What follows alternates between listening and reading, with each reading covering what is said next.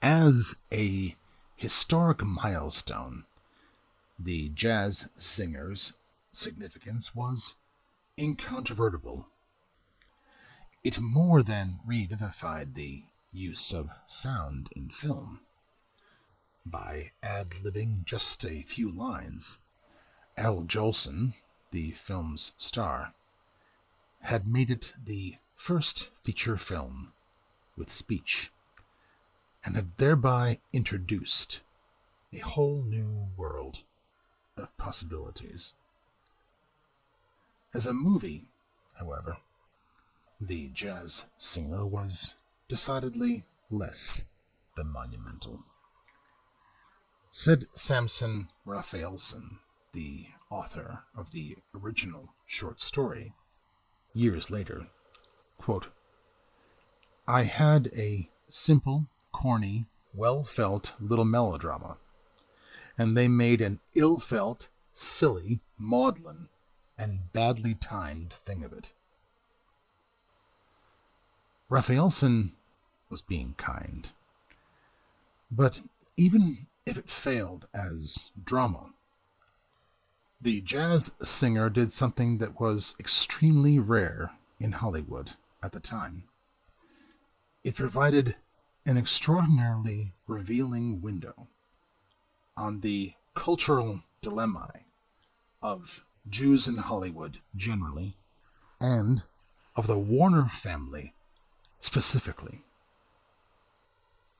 The plot of the jazz singer is simplicity itself.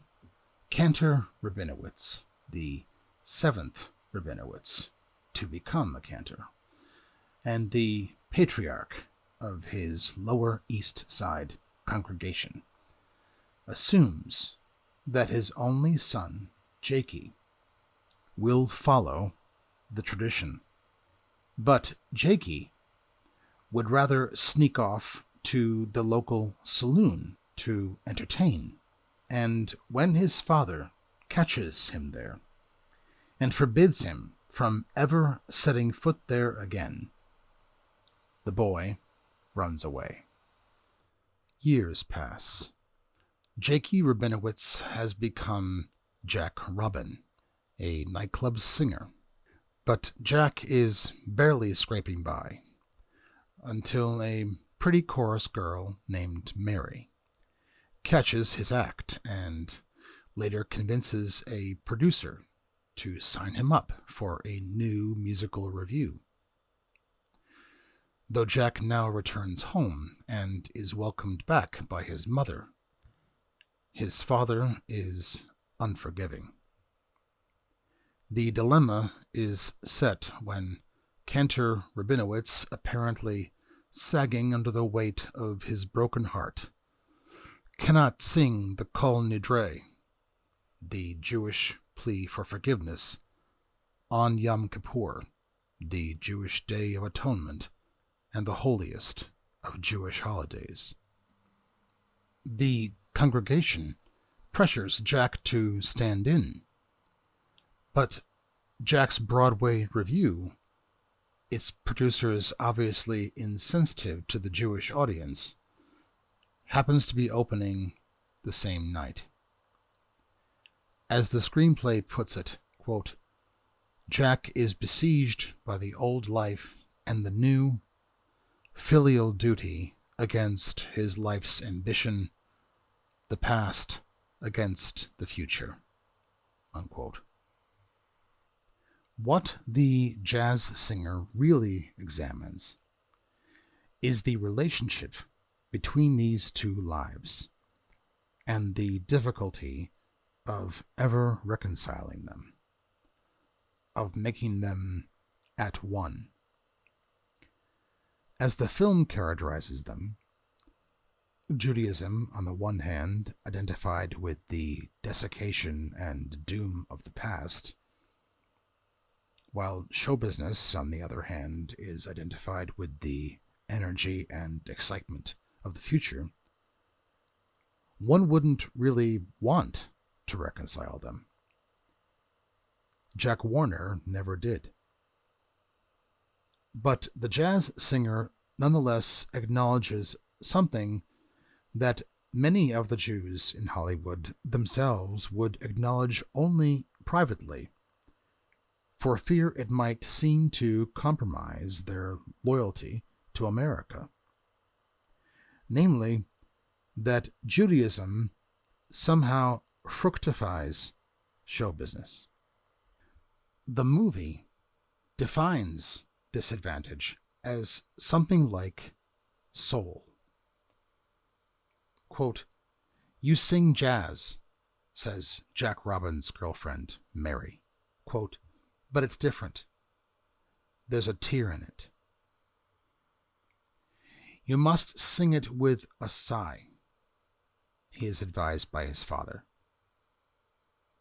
Raphaelson himself likened it to the Passion of Prayer, and wrote that Jazz America, quote, "is praying with a fervor as intense as that of the America which goes sedately to church and synagogue." The inheritance of the Jews and their gift, the film seems to say, is that they inform what they do with their hearts and their pain. After centuries of persecution, Jews feel more. It is one of the things that distinguishes and exalts them. Though even within the context of the movie, Jack seems reluctant to broadcast this. He appears on stage, as Jolson himself did, in blackface, one minority disguised within another. It is his way of making his, quote, soul palatable to the Gentiles.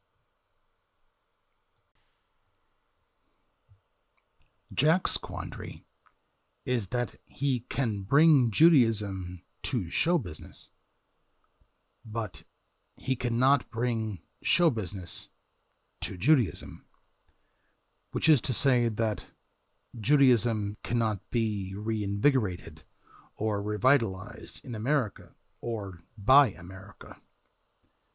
Judaism is alien to it. As Jack's mother says, quote, "he has it," meaning Jewish prayers, "all in his head, but it is not in his heart," unquote. Adding, by way of explanation, quote, "he is of America," unquote. In the end, Jakey/Jack can effect no resolution. His father won't let him be an American. America won't let him be a Jew. Caught between the old life and the new, he is like the Jews of Hollywood, of both and of neither. In the play, Jack yields to Jakey and replaces his father on Yom Kippur. Of course, this surrender would never do for Jack Warner. In the film, Jack satisfies both masters.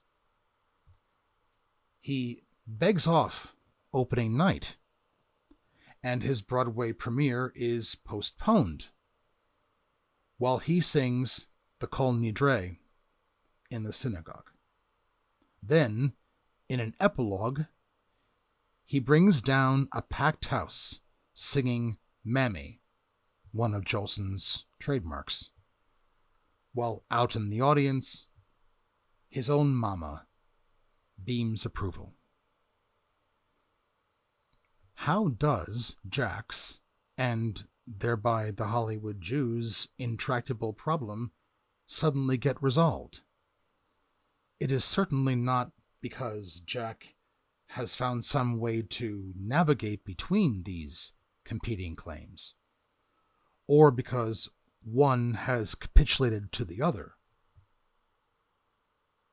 The answer is that The movie swiftly and painlessly dissolves the problem altogether. The movies, after all, are a world of possibility where anything can happen. And of all the themes in The Jazz Singer, this might have been the most important and the most telling for the Jews of Hollywood. The movies can redefine us. The movies can make us new. The movies can make us whole. And that, in fact, is precisely how the Jews of Hollywood would use them.